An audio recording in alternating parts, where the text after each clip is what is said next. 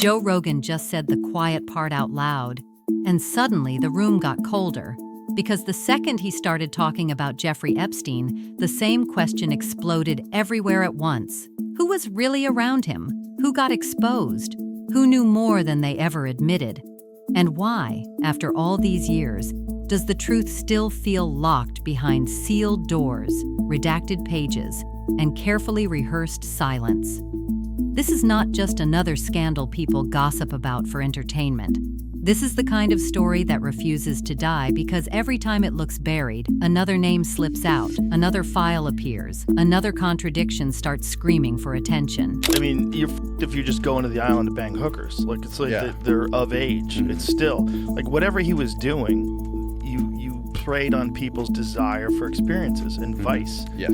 And all these powerful people who, again, they can't just go call a hooker and the hooker goes, "Oh my God, I just blew Bill Gates. This is nuts." You know what I mean? Like, you can't trust them. They all hung out with him even after he got arrested. This is what's crazy. That is crazy. A lot of Bill Gates meetings with him were after he was prosecuted. And he got this little slap on the wrist and he got essentially home detainment. The moment you start digging into the details, everything gets uncomfortable fast. Patterns start showing up. Meetings no one can explain. Friendships people suddenly don't remember. Flights that become nothing important. Photos that were once harmless now feel radioactive. And Joe Rogan keeps circling the same nerve like he knows exactly where it hurts most. How deep did this really go? Because that question alone is enough to make powerful people nervous. It is the question no one can answer cleanly. It is the question that turns old headlines into fresh panic. Then the story gets hotter. Because Rogan is not acting like a man chasing rumors. He sounds like someone repeating what millions already suspect, but few dare say publicly. Where is the list? Who are the names? Why does every release feel partial, delayed, blurred, filtered, managed? Why does the truth arrive in pieces while the silence remains fully organized?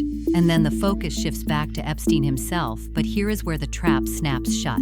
This was never just about one man. It was always about the orbit around him, the guests, the visitors, the defenders, the people who claim they barely knew him while appearing everywhere near him. I mean, you gotta think, man, if a guy like that is running these kind of parties with all these rich and powerful people, how many different worldwide decisions can be manipulated because of these people and the compromises you have on them? Right. It's really a brilliant thing to do. Yeah. From an intelligence perspective. Think about all the things that people have gotten away with. Yeah. I mean, look at this Ghislaine Maxwell thing. Yeah. Ghislaine Maxwell, I've said this before, I'll say it again, she's the only person ever to be tried and arrested and put in jail for... Where's the list of the people that she's to? Well, the problem is we know that they're heads of state, billionaires, wealthy people, famous people. King's brother. King's brother. Where's this list? And when Rogan starts speaking about how powerful those connections were, suddenly the scale changes. This is no backyard scandal. This is elite territory, billionaires, political dynasties, celebrity circles, royal-level names, people whose schedules are protected, whose reputations are expensive, whose mistakes are usually cleaned up before the public ever sees them. That is why this story shakes the room differently, because when unknown people do ugly things, society shrugs. But when the untouchables appear near darkness, everyone starts paying attention. So you're trying her and convicting her for a crime where if you're that means you're to someone, and if that someone is an American citizen or a British citizen, that is an illegal act. So who are these people that have committed this illegal act? Because they're responsible as well. Right. So who are these people? And how is there no discussion of this?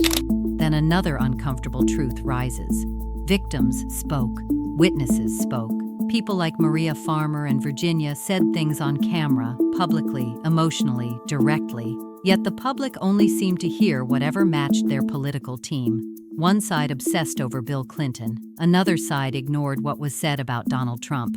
Everyone clipped what helped them. Everyone skipped what hurt them. And Rogan's frustration cuts through it all. Did anyone even listen to the full story? Or did they just harvest the pieces useful for their own agenda, because selective outrage is still a form of silence? Well, there's no discussion because Jeffrey What's-His-Face hung himself in his prison cell. Yeah. Which is insanely bizarre, right? That one. That's insane. Oh, the cameras just happen to not work. How convenient. Yeah. There's ligature marks around his neck and a fractured neck bone. No worries. Yeah. That's what happens when you hang yourself. We were having a cup of coffee. It's a very disturbing thing, but the most disturbing thing is that there's no list. Like, this is that's a real crime, right?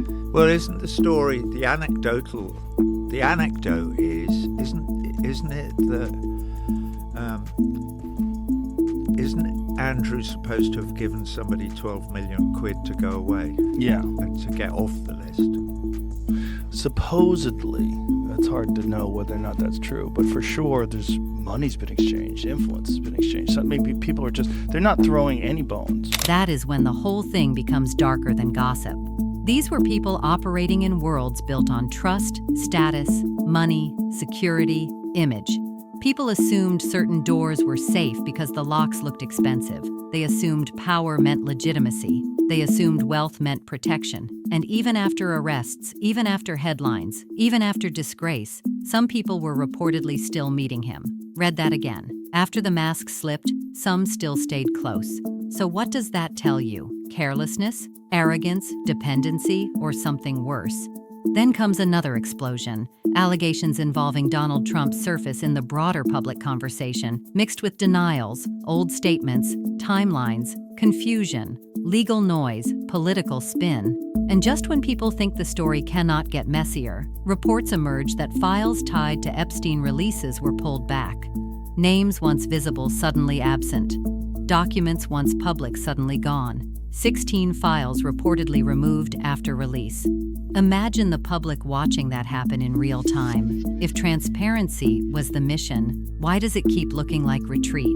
Farmer, I think she was the chick who was working the front desk at his office in Manhattan. She was literally on video saying that all this about Bill Clinton on the jet, going to the island, hanging out with Trump and all this stuff.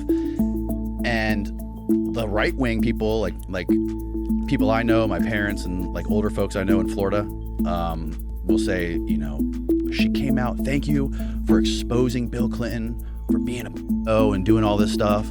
And Virginia Giuffre, after this happened, she's like, you guys didn't listen to the whole tape. Now the tension becomes unbearable. Missing files, heavy redactions, officials saying procedures are proper, critics asking who is being protected, supporters claiming conspiracy, opponents claiming cover-up, everyone yelling, no one satisfied. And in the middle of it all, one truth remains. If the story were simple, it would have ended already. But it has not ended. It mutates, it returns, it drags fresh names into old shadows, Then Bill Clinton gets dragged back under the spotlight as reporters press him over Epstein ties, and lawmakers reportedly demand answers about meetings, travel, knowledge, timing. Suddenly, the former president is not just a historical figure. He is part of a live question again. And when teams reportedly push for closed-door settings instead of public spectacle, people naturally ask why. Privacy, legal caution, reputation control. Every move creates another headline. Every refusal creates another suspicion. And here is the chilling part. Millions of Epstein-related pages are still said to be unreleased. Millions. Which means what the public has seen may only be fragments, tiny fragments, enough to ignite chaos, but maybe nowhere near enough to complete the picture. So people keep asking the question that haunts this entire scandal like a ghost in the hallway. How many more names are still hidden? How many more stories are sitting in drawers? How many reputations are surviving only because the clock keeps ticking? The deeper people look into Bill Clinton and Jeffrey Epstein, the more they realize this story did not appear overnight. It stretches back through years of public events, donor circles, photos, travel logs, and documented associations that keep getting dragged back into daylight.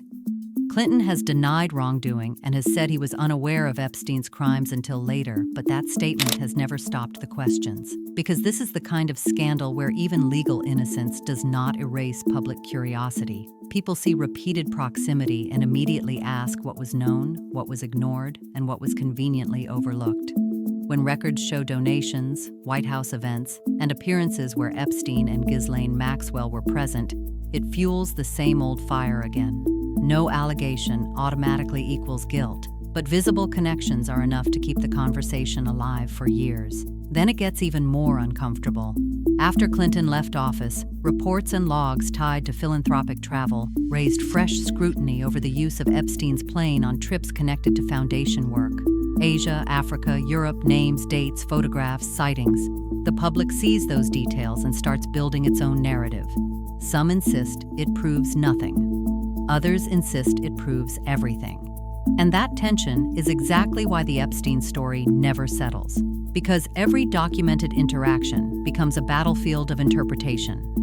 Add in photos where Clinton appears around Epstein's social circle, including people later identified publicly as victims, and suddenly the headlines write themselves again. No direct accusation may exist, but optics alone can be devastating. Then the focus swerves to Bill Gates, and suddenly another titan is pulled into the storm.